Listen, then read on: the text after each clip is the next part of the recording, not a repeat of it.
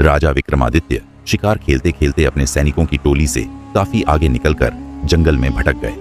उन्होंने इधर उधर काफी खोजा, पर उनके सैनिक उन्हें नजर नहीं आए। उसी समय उन्होंने देखा कि एक सुदर्शन युवक एक पेड़ डीएच पर चढ़ा और एक शाखा से उसने एक रस्सी बांधी।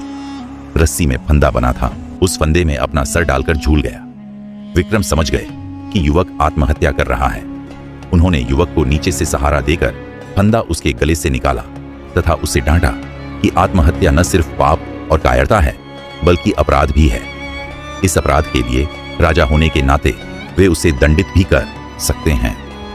युवक उनकी रोबीली आवाज तथा वेशभूषा से ही समझ गया कि वे राजा हैं, इसलिए भयभीत हो गया। राजा ने उसकी गर्दन सहलाते हुए कहा कि वह एक स्वस्थ और बलशाली युवक है, फिर जीवन से निराश क्यों हो गया? अपनी मेहनत के बल पर वह आजीविका की तलाश कर सकता है। उस युवक ने उन्हें बताया कि उसकी निराशा का कारण जीविकोपार्जन नहीं है और वह विपन्नता से निराश होकर आत्महत्या का प्रयास नहीं कर रहा था। राजा ने जानना चाहा कि कौन सी ऐसी विवशता है जो उसे आत्महत्या के लिए प्रेरित कर रही है। उसने जो बताया वह इस प्रकार है। उसने कहा कि वह कलिंग का रहने वाला है तथा उसका नाम वसु है। एक दिन वह जंगल से गुजर रहा था कि उसकी नजर एक अत्यंत सुंदर लड़की पर पड़ दी। वह उसके रूप पर इतना मोहित हुआ कि उसने उससे उसी समय प्रणय निवेदन कर डाला।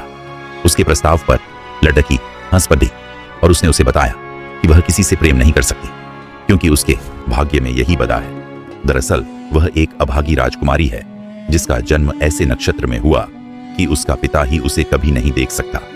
अगर उसके पिता ने उसे देखा तो तत्क्षण उसकी मृत्यु हो जाएगी। उसके जन्मते ही उसके पिता ने नगर से दूर एक सन्यासी की कुटिया में भेज दिया और उसका पालन पोषण उसी कुटिया में हुआ। उसका विवाह भी उसी युवक से संभव है जो असंभव को संभव करके दिखा दे। उस युवक को खौलते तेल के कड़दाह में कूदकर जिंदा निकलकर दिखाना होगा।